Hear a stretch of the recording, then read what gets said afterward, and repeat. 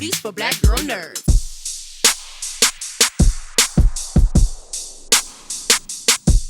Thank you so much. I'm Giandra from Black Girl Nerds. Thank you all for your time. I had so much fun with the three of you in the episodes I've seen. I can't wait for the ones I haven't seen. And I'm going to start with Selena. These characters are drawn together. They have some loss, they have some darkness to them, some sadness, but they have this commonality amongst the three of them. Why do you think these two gentlemen help Mabel start to pull away those layers that she's been working so hard to keep up for so long? Well, I think that, what I gather, at least from playing Mabel, is that she doesn't really have a lot of people to talk to. And I think that she closes herself off to a lot of people. And what really opens her up is this podcast and the fascination that she has with, true crime, and then meeting, obviously, Steve and Marty's characters. If anything, it was just natural, I think, Mm-hmm. When they come to Steve, for you, first of all, Scrabble is sexy. I always knew it. But after seeing you, I know it even more now. But But it got me thinking about all of the first games that we're taught as children, from solitaire and all these games, and then on to Clue and mysteries. What do you think it is about mysteries that get people going? People are really into them, whether they want to be law enforcement people or not. There's something about mysteries that I think it's as simple as who did it. Mm-hmm. Who they set up a riddle in your mind, and you're going, well, who did it? Even if you're not enjoying it, you can say, I got to hang around to see who did it. And I think it's as simple as that. It's just old-fashioned storytelling, mm-hmm. With a beginning, middle, and end. Martin, for you, for creative people like yourselves, like anyone who works in a creative medium, sometimes there could be all this stimuli, but it's just not the right fit for you for that moment. And I feel like that is the thing with Oliver. Why was this the right fit based on his personality? Why do you think this was the right fit for him to start pursuing that artistry that he had been living? Well, I mean, Oliver's had a rough decade. A lot of things haven't worked out. And I think that anything that's new and exciting, it's what's shown in the first show, where he's so downbeat and he goes to his son's home for a loan, but then he gets a little bit of positive energy and it can create a forest fire of excitement. And I think that's what it does for him. Mm-hmm. He is symbolically bounds off and bounds back up. And why didn't you put that in the show? Oh, it's in the show. Oh, yeah. I'm joking. I know. In addition to you all being such a talented cast as performers, you're all serving behind the scenes as well as executive producers for the series. Selena, when you have both of those roles, you've been producing a lot of projects. Does it change your approach to your character, how you're going to perform, knowing that you'll be doing the business stuff on the other end? I mean, it's kind of more just fun for me, because all the other things that I'm able to produce, I get to be a part of the storytelling, and I also just get to, be behind the scenes and really get to say what I feel. So for this one, it was so much fun to come up with her style, what she was going to wear, how she was going to talk, and so I felt like I had full control over Mabel and what I could do with her, and Mm-hmm. With Steve, with you and Martin, I love when comedic legends can walk that line between the comedy and the drama. There's a lot of touching, really meaningful moments between all of the characters at different parts in the series that really warm you up. Is that the right line for you at this moment in your career after so many years of just being fully on with the laughs for us? Well, I do think that's crucial to this show, but I have done things I felt were kind of in between. Even Father of the Bride has its serious moments, but it's, I've just always loved the blending comedy and drama, and in this show, it's the struggle is knowing when to do it and how far do you go. And often we'll do one take a little bit bigger, one take a little bit smaller in case it looks out of character, out of context for the show. So we're always experimenting with how far to go with the comedy. Mm-hmm. And it's a very subtle souffle, making sure that it, I think that when comedic actors try to say, please laugh at me, the audience doesn't. It's the audience's decision on whether we find that scene amusing, and the actor has to play it sincerely but with something else, and that's why the range of takes is very important. And why didn't you do that in the show? Well, I just felt I'd save it for season 2. Right. So, Selena, although your character is not the comedic relief or the laugh relief in the series, how does her personality change over the course? Because when we first get to know her, she's not saying anything, she's withdrawn, but we start to see her opening up a bit. Is she starting to be a funnier person as the journey continues, or at least can appreciate it? Well, it kind of mirrored real life. I was kind of nervous in the beginning, and I was excited to work with Steve and Marty, but they made me feel so welcome and offset that naturally on screen when Mabel kind of breaks down some of those walls. She still doesn't give them the full story. She withholds a lot, but I think it's her first time really having people that she can attempt to trust. So there is that balance of her wanting to be protective, but I like the fact that my character's a little rough, and I like that she can shoot the shit with the guys and give them a hard time. It's really fun. And Steve, when at your point where for Charles, he's at a point that a lot of senior or older people, they're alone, they're spending time alone, and they're not sure how to interact with people.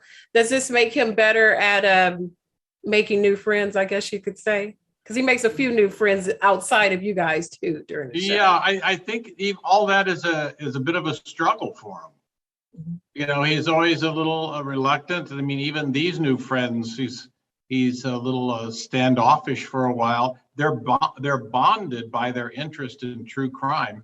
And whenever 2 or 3 people are interested in the same thing, you don't have to exhibit personal affection. You can just be interested in that one thing. And these other qualities grow, I think, throughout the season. Including falling in love and with myself. Of course. Who else?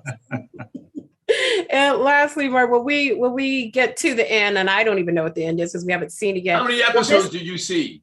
I saw 8, and I watched them all. All together. All was good. You guys did a good job. It was really good. I was all the way in right from the beginning. So when we find out this is Oliver's magnum opus, when they get through this podcast and they give it to the people as a gift. What's the question? Sorry. Oh, I said, will this be Oliver's magnum opus when we get to the end? Will this be the greatest thing he's ever done besides Splash and all the other things that he name drops for us that he's done in his career? Well, I think it will be a new horizon for young Oliver. Mm-hmm, mm-hmm. Oliver's back. And back with a vengeance. Thank you guys. I loved it. I'm mad. Thank you. We appreciate it. Thank you so much. Really nice talking. I want the last 2 now, but I'm gonna have to wait like everybody else. Thank you so much for your time. Thank you. Bye-bye. Thank you so much. Ooh, I like your jacket. Very nice. Thank you. Very nice. Hi, Giandra. I'm Hello. Aaron, by the way. Pleasure to meet you virtually for now. It is a pleasure to meet you too. And it was a pleasure to meet you in this series. This was really good. It was really fun. Thank you. It caught me right from the beginning. Yeah. Since we don't meet you in episode 1, we meet you a little bit in. So how much of the story did you know before we met you when you were going through the audition process and reading about him? How much did you know? Yeah, so luckily I got to audition with different scenes that were, from episodes that were a little further along. So I knew a little bit more than what the audience knows from the beginning, right? Because I had to showcase a little bit more in that audition process. But yeah, it was definitely fun, not only to play that character and then see how it ends up going along story wise, but also as like my journey getting to play Oscar, right? Like not only in the timeline of the story, but personally as well. I got to come to know the character more and more, because we would only get one script at a time. So we would also kind of be put in like this little weird space where we didn't know too much beforehand. So it definitely gave it that type of spin. So it was a challenge, but it was a fun challenge for sure. This really challenged me to think about mysteries and games and how we learn as people. Because when you're little, they teach you nursery rhymes, and then you get to playing Clue. Next thing you're playing Clue with your cousins. And then now you've got podcasts with people who are devotees to crime and mysteries, just as the characters are in the series. What do you think it is about human nature and our love for a good mystery or solving a puzzle? I mean, I think it's curiosity more than anything, right? I mean, like you said, I think that's who we are innately as times, right? That's how we get questions answered is by asking questions. So I think that's why the show sits well, especially in the way of it being the true crime murder mystery that it is, but also giving it that new little spin of that new essence of comedy in there too. So I think it's the perfect equation for a fun show within, like you said, it's real things, but it's certainly making in a lighter sense. Mm-hmm. Oscar has a very specific moment in his life that kind of guides who he is through the course of the episodes. What does he mean? I guess actually, no, I'm not going to ask that, because now that I think about it, I don't want to take the audience off of the course. Who is Oscar at the core? I don't want to ask what he means to the group, because we know what he means to the group, but who is he at the core for all these people? Who is he to all these people, or who is Oscar? Who is he at the core to all these people? Who is he? Who is he as a person? I mean, my take on Oscar was, man, he was a kid that was kind of dealt a challenging hand, right? A tough hand. Mm-hmm. Ends up going through some things that were kind of out of his control, that could ultimately have shaped him, to be a completely different person than what he is. But I think he's genuine, innately, right? He's a good he's got a good heart on him. So even though within the storyline, he's this person that's being pulled by a lot of personal issues at play, with the desire to kind of have a relationship with Mabel's character, which is played by Selena, by also, trying to build something new. Also getting into the mess that she's kind of in, right? So he's being pulled from a lot of directions while also still helping, but not wanting to get caught up in the past of things. So I think he's a guy that it's almost kind of like life, right? It's our journey a lot of times feels like this. Mm-hmm. So it feels like Oscar's journey is kind of one of those, but I think he ultimately makes the right choice. And I can't give too much away, but we'll see how it ends up playing out. But he's definitely a guy that, although he's been dealt a tough hand, he's got a good heart on him. Mm-hmm. There are some legendary people in this cast with you that you are appearing alongside. How has this experience shaped you or even changed you as a performer, just being exposed to people who've been in the industry a long time? Absolutely. Man, I mean, working with the first people I'll touch on is Steve Martin and Martin Short, right? I mean, we're talking about two guys that have had a career of 40 years plus, I think, both of them. Not only have they managed to be working that long, but they've been great at what they do. I think that goes hand in hand with longevity, right? So I think the way I went about it, setting my intention every day, was to be a sponge on set, even when I wasn't in a scene or I wasn't in the shot per se. I'd go off into a corner and just try and watch what their process was kind of like. And even in a very non-creepishly way, I would still watch them so I could see what their process was like, right? What makes this person so great within their choices or the process of what they do to get there. And obviously, and oftentimes that led to me asking them questions and seeing what kind of advice they could give me. And same thing with Selena, because Selena's work ethic is second to none. I mean, that's why she is the trifecta that she is, right? The singer, actress, and a dancer as well. So, and obviously the amount of success that she's had is only goes hand in hand with, the work ethic. So, I mean, with everyone being at that caliber, it only kind of leads you to you have to be able to match them, or to be eager to kind of want to be able to stand toe to toe with them. So it was a challenge sometimes, but hopefully it worked out. I think it worked out. We're here. I thought it was great. I mean, I'm really leaned into it from the beginning because I don't like to watch trailers. Like I like to see it from the fresh eyes. And so it was really cool to see what this was. And now, after finishing this project, no matter what happens, season 1, season 2, season 10, whatever happens with it, when you look at where you started and finishing up a project now, would you say the trajectory of what you want to accomplish as an actor is going how you thought it would? Did you have something in mind of where you wanted to go and now it's completely changed? What does that look like for you? Great question, by the way. I think a project of this caliber, right, especially with the people attached, is definitely always a pro, right? It's something that's kind of, for me specifically, it's kind of like the catalyst to maybe getting more opportunities around that kind of weight of things, right? I think my goals have remained the same. My focus has remained the same because I know where I want to be, or like I know how I go about the craft and how I go about work. And it's to always kind of put that first and foremost. But in terms of the opportunity that was given to me, right, and me knowing that it's nothing to take lightly, right, and to be ultimately just that much more grateful for, especially in the middle of a pandemic, right?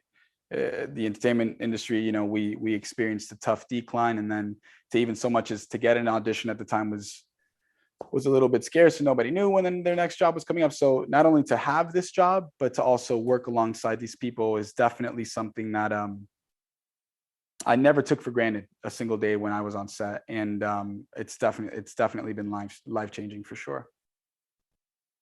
And lastly, they say as creatives, sometimes you have to struggle with imposter syndrome before you can have the breakthrough and the level. Does this help shake that up? Did you even have that? How do you feel about yourself and looking at your performance? How do you feel about yourself now as a performer? Absolutely. That's a great question, first of all. Thank you for that question. Oh, no problem. Yeah, if I'm being honest, I did. I definitely had that feeling. I think it was, and it comes and goes, right?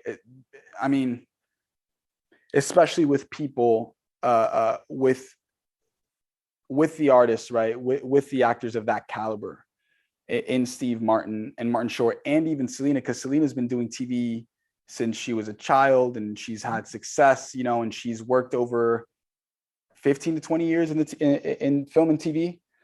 So there was definitely a moment where, and I've been doing this for a while too, and I've done other projects, but at this weight alongside, playing opposite to them, there was definitely a moment, especially in the genre of comedy, that was definitely something new for me. I've always just stuck to what I know, which is drama, right? Whether it's in theater or in film and TV, everything I've always played has been much more serious or just, much more dramatic.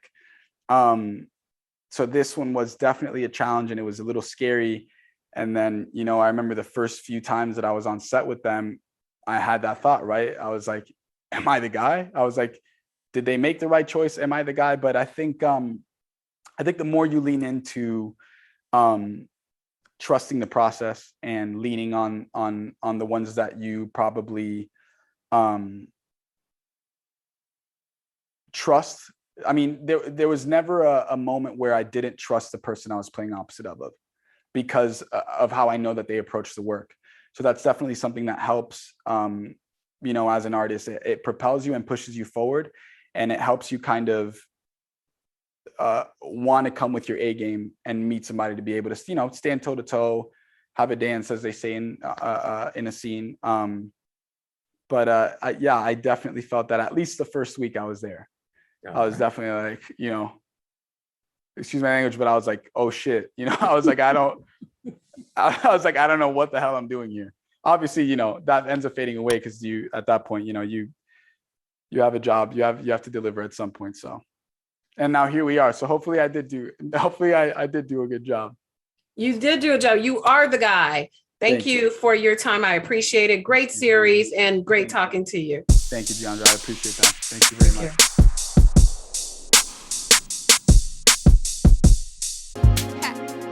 Better shake your booties for Black Girl Nerds. Better shake your booties for Black Girl Nerds.